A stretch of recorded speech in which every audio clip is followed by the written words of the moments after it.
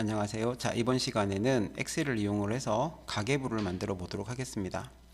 요즘에는 가계부 같은 경우에는 어플들이 워낙 좋은 것들이 많이 있어 가지고 따로 개인이 만들 일은 없을 것 같지만, 네, 그래도 이제 가계부를 통해서 이제 대충 이런 유효성 검사들을 이용을 해서 금액의 합계나 이런 것들이 나오는 방식에 대한 것들을 한번 보는 것도 괜찮은 것 같아서 한번 만들어 보도록 하겠습니다.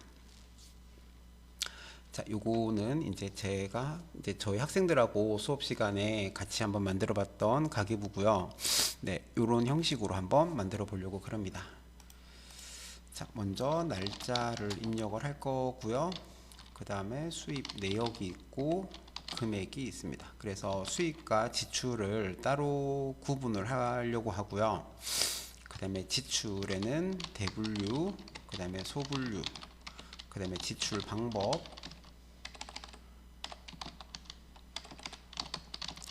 그 다음에 금액, 이 정도를 만들어 보려고 합니다.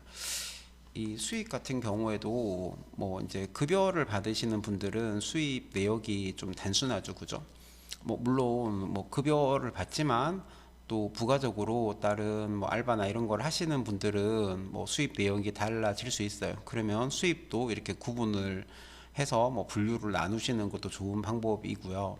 그래서 요거는 이제 방법에 이제 본인의 상황에 따라서 다양하게 달라질 수 있을 것 같아요. 네. 자, 그래서 이제 일단은 지금은 이제 급여를 받으시는 분들을 기준으로 해서 한번 대충 이런 식으로 만들어 봤고요. 그 다음에 이제 지출 대분류라고 하는 거를 옆에다가 하나 만들어 봤는데, 자, 지출 대분류라고 해서 자, 여기에는 자, 지출을 하는 항목에는 일단 식비가 있을 수가 있고, 그 다음에 건강, 병원 건강 이런 거 있을 수 있고요. 그 다음에 또 경조사비가 있을 수가 있고, 그 다음에 문화생활비가 있을 수가 있고, 그 다음에 생활용품비가 있을 수가 있고요. 그 다음에 교통이나 차량에 관한 것도 있을 수가 있고, 또 패션, 미용에 관한 거 이런 거 있을 수가 있겠죠, 그죠? 네, 이런 것들도 이제 본인이 맞춰서 그냥 만드시면 될 것 같아요. 그래서 이렇게 했을 때 이제 월별로 이제 식비가 대충 얼마 정도가 계산이 됐고 하는 거를 계산을 하고 싶어요. 그럼 여기 옆에다가 표를 하나 만들어 놓고요. 그 다음에 그 지출 방법에는 이것도 이제 개인 상황에 따라서 달라질 수가 있겠죠, 그죠? 그래서 현금으로 지출을 한 것도 있을 수가 있고, 그 다음에 이체, 자동 이체나 이런 이체를 해서 결제를 하는 방법도 있을 수가 있고요. 그 다음에 카드, 카드도 이렇게 저는 카드라고 적었지만 본인이 사용하는 카드를 종류별로 이렇게 쭉 적으시는 방법도 있겠죠, 그죠? 네, 요거는 본인 상황에 따라서 다 달라질 수가 있을 겁니다. 자, 이렇게 해놓고 그리고 나서 이제 테두리를 적당히 이렇게 넣어줍니다. 한 100개 정도 하면 되려나요? 네, 이렇게 하고 자, 그 다음에 자, 첫날은 항상 그 전달에 2월 내역이 들어가겠죠, 그죠? 그래서 1 빼기 1이라고 입력을 하고, 자, 그래서 1월 1일은 전월 2월이라고 적고요. 자, 그 다음에 금액은 여기랑 여기 금액은 천 단위마다 콤마가 표시가 되면 좋겠죠. 그래서 쉼표를 눌러 주시고, 자, 그 다음에 여기는 가운데 맞춤을 하고, 그 다음에 색을 약간 넣어 주도록 할까요? 자, 이런 식으로. 물론 이제 이 수입하고 지출을 색을 다르게 넣어 주셔도 돼요, 그죠? 요거는 이제 본인한테 맞게끔 이렇게 넣어 주시면 됩니다. 자, 그 다음에 여기 대분류에는 여기에 있는 내용만 입력이 되도록 하고 싶어요. 그래야지 정확한 계산이 되어지겠죠, 그죠? 자, 여기 금액 합계 무슨 말이냐면 여기 대분류에다가 식비라고 적어야 되는데 실수로 내가 석비라고 적었다. 그래도 입력이 되어져요, 그죠? 그럼 나중에 여기 합계를 구할 때 요 값은 계산이 안 될 수가 있겠죠, 그죠? 자, 그래서 여기다가 유효성 검사를 걸어줍니다. 그래서 여기 대분류가 표시되려고 하는 부분을 쭉 선택을 해 놓으시고요. 이렇게 선택을 하고 나서 그 다음에 데이터에 가서 데이터 유효성 검사를 이용을 해서 자, 제한 대상을 목록으로 하시고 그 다음에 여기서 원본은 여기서 우리가 정의했던 대분류를 이렇게 쭉 선택을 해 주시면 돼요. 여기 밑에는 추가적으로 더 들어갈 수가 있어 가지고 한 칸 정도 제가 미리 이제 여비로 만들어 놨어요. 자, 그리고 확인을 하게 되면 여기서 이제 여기 있는 목록이 이렇게 리스트로 쭉 들어와지는 거 보이시죠, 그죠? 자, 요런데 자, 여기서 내가 실수로 이제 석비라고 적고 싶다고 해도 엔터를 치면 여기는 정의되지 않은 이름이기 때문에 이렇게 입력할 수 없다고 뜨는 거 보이시죠, 그죠? 그래서 오타가 나게끔 하고 싶어도 입력 자체가 아예 할 수가 없게끔 이렇게 되었어요. 자, 그렇다면 지출 방법도 마찬가지로 쭉 선택을 해서 자, 여기 또 데이터 유효성 검사에 가서 자, 여기서 제한 대상을 목록으로 하시고 그 다음에 여기 지출 방법을 항목으로 쭉 선택을 해 주시는 거죠. 자, 그리고 나서 확인을 하게 되면 여기도 마찬가지로 여기에서 정의한 지출 방법들만 이제 입력을 할 수 있게끔 된 거죠. 자, 금액은 조금 더 넓어야 될 것 같고요. 네.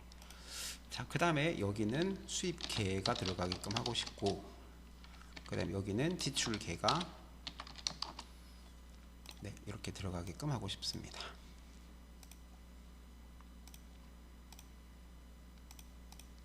자, 그래서 여기는 뭐 테두리를 이렇게 넣어주고 그 다음에 여기다가 수입의 합계가 계산되도록 해서 여기 수입의 전체 합계가 쭉 계산되도록 범위 잡아주시면 되겠죠. 자, 여기는 지출의 합계가 계산되도록 하고요.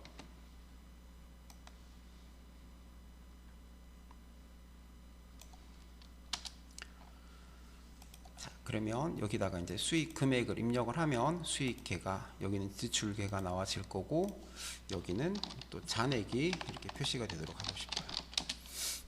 그래서 아니면 뭐 증가액 이렇게 적어도 되겠죠, 그죠?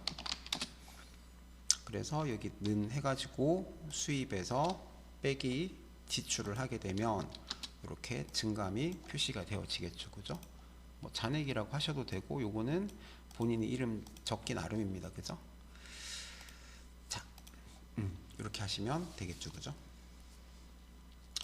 자, 그 다음에 여기는 이제 그 금액의 합계가 계산이 되게끔 하고 싶어요.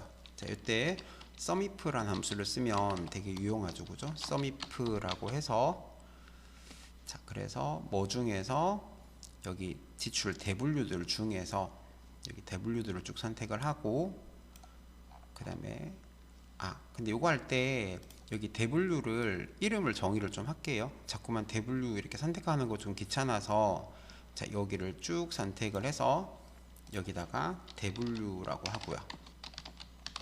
대분류라고 하고 엔터. 그 다음에 여기는 지출 방법이라고 이름 정의를 할까요? 쭉 선택을 해서 여기는 지출 방법. 자, 이렇게 이름 정의한 다음에 자, 여기다가 자, 는 sumif라고 하고 여기는 또 지출 금액이라고도 적을까요? 네, 여기도 등록하겠습니다. 쭉 선택을 하시고 여기는 지출 금액. 네, 이렇게 뭐 이런 데도 다 하셔도 상관없어요. 자, 그 다음에 여기 식비 계산을 하는데 자, 여기다가는 sumif라고 하고 자, 우리 방금 여기를 대분류로 이름을 정의했었죠, 그죠? 그래서 여기다가 대분류라고 그냥 적어 주시면 자동적으로 요 범위가 선택이 되어져요. 자, 요 대분류 중에서 컴마 그 다음에 식비에 해당하는 컴마, 그 다음에 지출 금액으로 아까 정의했었나요? 지출 금액. 이렇게 하시고 엔터를 치게 되면 여기 지출 금액의 합계가 자동으로 계산이 되어집니다. 여기 이름 정의할 때 아까 우리 대분류라고 이름 정의했었고, 여기는 지출 방법, 여기는 지출 금액이라고 정의를 했었죠, 그죠? 그래서 여기도 마찬가지로 자, 금액의 합계인데, 자, 여기는 썸이프 하고 나서, 자, 여기는 뭐 중에서, 지출 방법 중에서 이름 정의를 해 놓게 되면, 네, 이렇게 그 이름 정의한 이름을 적어줘도 이렇게 계산을 할 수가 있어요. 지출 방법들 중에서 이번에는 현금에 대한 컴마, 그 다음에 지출 금액을 그 합계를 구하고 싶다. 자, 이렇게 하고 엔터를 치면 이렇게 또 계산이 되어집니다. 그죠? 여기도 채우기를 미리 해 놓고요. 자, 쉼표를 넣어 주겠습니다. 자, 이렇게 하시면, 자, 여기 대분류에서 자, 식비를 선택을 하고, 그 다음에 뭐 소분류는 뭐 여기 뭐 가족 회식, 뭐 외식, 뭐 이런 식으로 하고, 지출은 뭐 카드로 했고, 그 다음에 금액은 뭐 75,000원치 썼다. 이렇게 입력을 하면, 자, 여기도 지출에도 이렇게 표시가 되어지지만 여기도 계산되고요. 여기도 계산되어지는 거 보이시죠? 그죠? 그러면 이제 요 표 두 개만 보면 한 달에 식비로는 얼마를 썼고 병원비로는 얼마를 썼는지, 또 경조사비는 얼마가 나갔는지 하는 것들을 쭉 알아볼 수가 있겠죠. 그죠?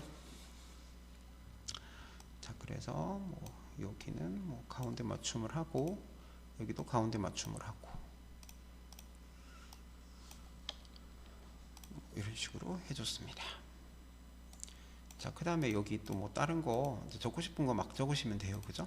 이런 식으로 해가지고 또 뭐 문화생활비로 또 뭘 했고, 그 다음에 뭐로 지출을 했고 하는 것들을 쭉 적어주시면 되겠죠. 그죠? 자, 이렇게 해서 이제 간단하게 가계부를 만들어 봤고요.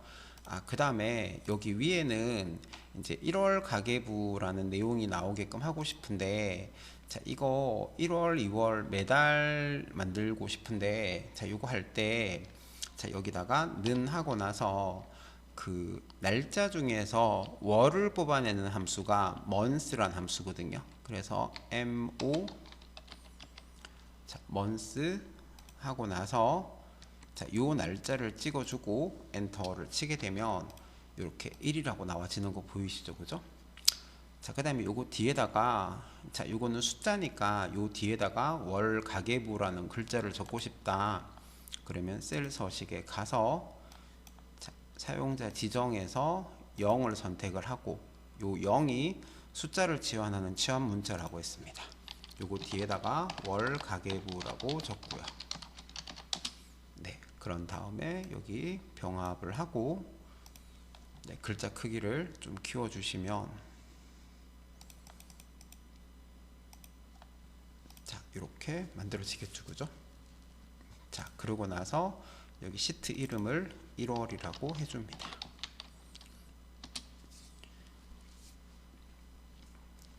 자, 이렇게 해서 이제 그 1월 가계부 만드는 방법을 간단하게 해봤습니다. 감사합니다.